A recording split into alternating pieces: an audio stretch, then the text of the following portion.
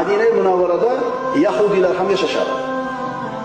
Banu Qaynuqo bozorlariga musulmonlar borib, oldi-berdi tijorat muomalasini qilishadi.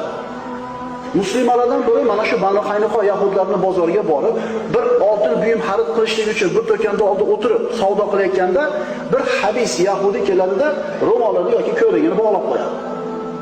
Haligi ayol o'rnidan turganda yechilib ketadi, avrat ochilib qoladi. Shunda qichqirib yuboradi ayol. Or, nomus, sharaf. Shu joyda turgan musulmonlardan biri boyaga ro'molini bog'lab qo'ygan yahudi kulayotganini ko'radi, borib qilichi bilan qatl qiladi.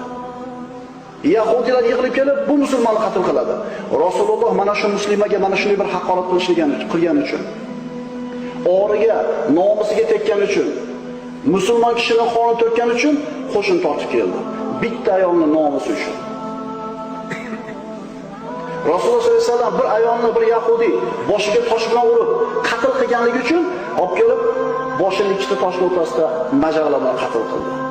Islomda ayol kishining sharafi, nomusi, hurmati erkak kishinikidan kam bo'lmaydi.